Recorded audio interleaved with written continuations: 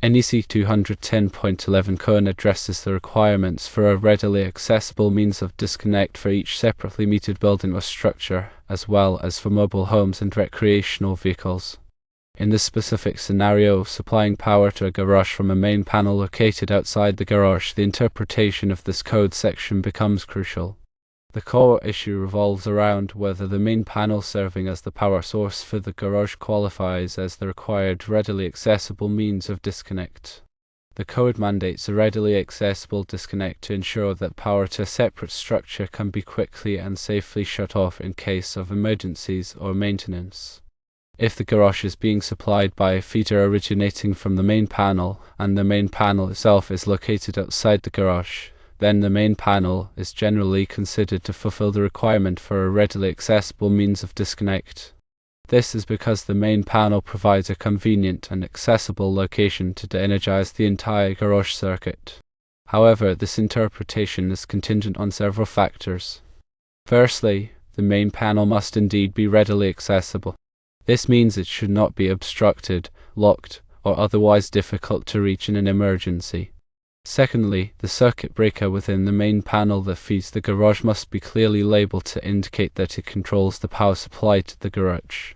This labeling is essential for quick identification and operation during emergencies. In situations where the main panel is not readily accessible, or if the circuit breaker feeding the garage is not clearly identified, then an additional means of disconnect located closer to the garage may be required to comply with NEC 210.11 code. It's crucial to consult with local electrical inspectors and authorities to ensure compliance with their specific interpretations of the code, as local amendments or interpretations may vary. The size of the conduit used to feed the garage, such as 1.25-inch conduit, is relevant to the ampacity of the conductors it contains, but does not directly determine the need for a disconnect. This is determined by NEC 210.11 code as described. The presence of a 100 amp breaker in the main panel feeding the garage, acting as a two-pole breaker, provides the overcurrent protection for the feeder circuit. The definition of readily accessible is paramount. According to the NEC, readily accessible means capable of being reached quickly for operation without requiring persons to climb over or remove obstacles or to resort to portable ladders, and so forth. If the main panel meets this definition, it typically satisfies the disconnect requirement. The installation of a 200 amp underground service indicates a substantial electrical capacity. The feeder to the garage, protected by a 100 amp breaker, draws power from this main service. The inspector's requirement for a disconnect outside the garage suggests a concern regarding accessibility or safety. However, if the main panel complies with the readily accessible definition, the inspector's requirement might not be aligned with the NEC. NEC 230 pertains primarily to service entrances, not feeder circuits to detached structures. Therefore, searching within NEC 230 for the answer to the disconnect requirement is unlikely to yield the relevant information. The applicable section is indeed NEC 210.11 code, which falls under the broader category of branch circuits. To further clarify the requirements, consider these additional points. 1. The purpose of a disconnect is to provide a means to de-energize the circuit quickly for safety during maintenance or emergencies. 2. The disconnect should be located in a place that is easily accessible to anyone who might need to shut off the power to the garage. 3. The disconnect should be clearly labeled to indicate what it controls. 4. If the main panel is located inside the main building and is readily accessible, it typically serves as the required disconnect for the garage. 5. If the main panel is located outside the main building but is still readily accessible, it can also serve as the required disconnect. 6. If the main panel is not readily accessible, then a separate disconnect must be installed at the garage. 7. The local electrical inspector has the final authority to interpret and enforce the NEC. 8. It is crucial to discuss any discrepancies or concerns with the inspector to reach a mutually agreeable solution. 9. Documentation showing the location and accessibility of the main panel can be helpful in demonstrating compliance. 10. Consulting with a licensed electrician can provide expert advice and ensure that the installation meets all applicable codes and regulations. The code emphasizes safety and accessibility. The readily accessible disconnect ensures that power can be cut off quickly in case of a fire, electrical shock, or other emergency. The location of the disconnect should be such that it can be easily reached by emergency personnel, homeowners, or anyone else who might need to shut off the power. The labeling of the disconnect is also critical. It should clearly indicate that it controls the power to the garage so that anyone can easily identify it and use it in an emergency. In summary, the requirement for a disconnect outside the garage depends on whether the main panel is readily accessible.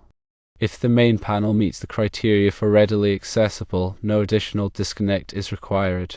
If the main panel does not meet the criteria, then a separate disconnect must be installed at the garage. Always consult with the local electrical inspector to ensure compliance with all applicable codes and regulations. Consider a situation where the main panel is located in a basement that is only accessible via a narrow, winding staircase. In this case, the main panel might not be considered readily accessible, and a separate disconnect would be required at the garage. Another scenario involves a main panel that is located behind a locked gate or fence. Again, this would likely not be considered readily accessible, and a separate disconnect would be needed. Conversely, if the main panel is located on the exterior wall of the main building within easy reach and clearly labeled, it would likely satisfy the readily accessible requirement. The size of the feeder conductors to the garage must be adequately sized to carry the intended load, as determined by NEC 210. This is independent of the disconnect requirements but is essential for the overall safety and functionality of the electrical system. Overcurrent protection provided by the 100 amp breaker is intended to protect the conductors from overheating due to excessive current flow. This protection is vital to prevent fires and other hazards. The grounding and bonding of the electrical system must also be properly installed in accordance with NEC 250. This ensures that metallic parts of the system are at the same electrical potential, reducing the risk of electric shock. In conclusion, determining whether a disconnect is required outside the garage involves a careful assessment of the accessibility of the main panel, the clarity of the labeling, and the specific requirements of the local electrical inspector. By understanding the relevant sections of the NEC and working collaboratively with the inspector, you can ensure that the electrical installation is safe, compliant, and meets the needs of the property. Consider the following clarifications as well. The purpose of the readily accessible disconnect is primarily for safety. It enables a quick and easy way to de-energize the electrical circuit feeding the detached structure, which is crucial in emergencies like fires, electrical shorts, or the need for maintenance. The location of the disconnect must be easily accessible. This means it should not be behind locked doors, obstructed by furniture or other items, or require the use of tools or ladders to reach. The disconnect should be clearly labeled. This ensures that anyone can quickly identify which circuit it controls, especially in emergency situations. The main panel, if it serves as the disconnect, must have the breaker clearly labeled, indicating that it controls the power to the garage. The inspector's role is to ensure that the electrical installation meets the minimum safety standards outlined in the NEC and local codes. Their interpretation and enforcement are crucial for ensuring the safety of the electrical system. Discussing any discrepancies or concerns with the inspector is essential. This allows for a clear understanding of their requirements and the opportunity to find a mutually agreeable solution that complies with the code. The inspector may have specific reasons for requiring a disconnect outside the garage, such as local amendments to the NEC or concerns about the accessibility of the main panel in certain situations. Consulting with a licensed electrician can provide valuable insights and guidance. They can assess the specific situation, interpret the code requirements, and recommend the best course of action. Documentation can be helpful in demonstrating compliance. This may include photographs showing the accessibility of the main panel, diagrams of the electrical system, or documentation from the manufacturer of the electrical equipment. In situations where the main panel is not readily accessible, consider the following options for installing a disconnect outside the garage. 1. Install a fuse disconnect switch. This provides a readily accessible means of disconnecting power to the garage and also provides overcurrent protection. 2. Install a circuit breaker in an enclosure. This option is similar to a fuse disconnect switch but uses a circuit breaker instead of fuses. 3. Install a manual transfer switch. This allows you to switch the power source for the garage between the main panel and a generator, which can be useful in power outages. Ensure that any disconnect installed is properly rated for the voltage and current of the circuit it is serving. It should also be installed in a location that is readily accessible and clearly labeled. Consider the environment in which the disconnect will be installed. If it is exposed to the weather, it should be rated for outdoor use. If it is installed in a damp or wet location, it should be protected from moisture.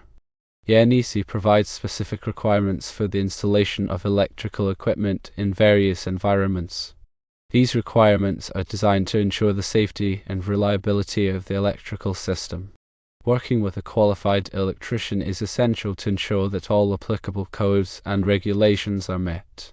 They can assess the specific situation, recommend the appropriate equipment, and install it in a safe and compliant manner. They can also provide guidance on the ongoing maintenance of the electrical system. Remember that the primary goal of the electrical code is to ensure safety.